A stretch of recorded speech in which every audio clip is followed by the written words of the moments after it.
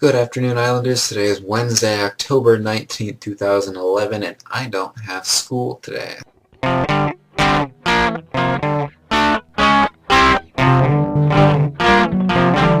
So while you guys are struggling through all your classes, whatever you're taking, I get to stay at home Wednesday, Thursday, and Friday because Minnesotans have it off for something called MEA, Minnesota Educators Association, whatever. It's a nice break. A lot of seniors like myself are going to be using it to either visit colleges or fill out applications for colleges. But on to something less serious, did you guys know that I got guinea pigs? I'm obviously more of a cat person, but we got them a couple weeks ago from my younger brother and sister. And now they just sit here and stink in the office.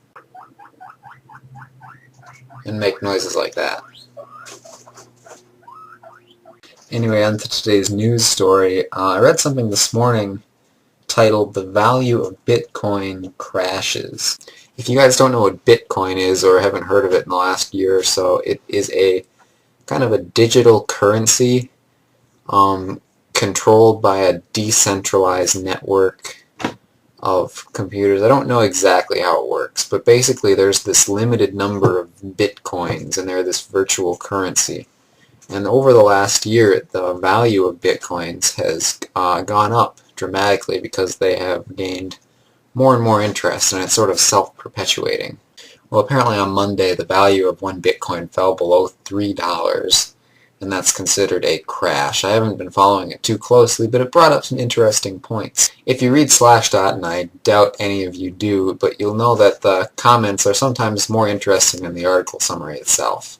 Anyway, one of the comments I read said, "All currencies are fiat, no matter what they're backed by. Currencies have to exist inside of a strong ecosystem that encourages their trading rather than hoarding." Fiat is, if you don't know, money that only has value because someone says it has value, like the government. There isn't actually any backing to it. I thought this was kind of interesting just because money really doesn't have any value by itself. It's just the value that we assign it.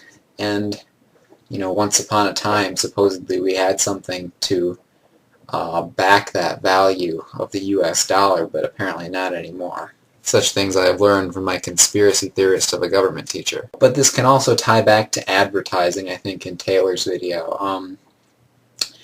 The advertising of Bitcoin, just because it was billed as something so cool and revolutionary and people went to it, and the reason it became so valuable, or relatively valuable, is because people went to it because of advertising and because of everything else. Anyway, to the other aspect of advertising, yeah, I think it does affect me.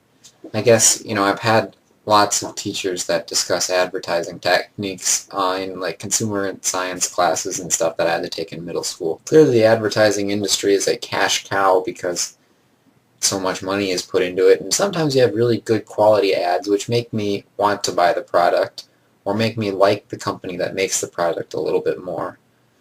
And sometimes you have really crappy ads that make me think, what kind of idiot created that product? I mean, it goes both ways. Anyway, I think I'll go finish this video, put it up a little earlier than usual. I have an interview with a college that I have to go to this afternoon, so that's why I'm not making my video later.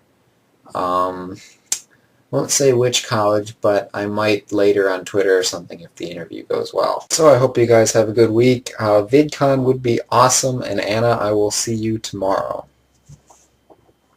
It's not a fantastic tie-in. Now that I think about it, it sounded a bit better in my head, but I think it'll work for today.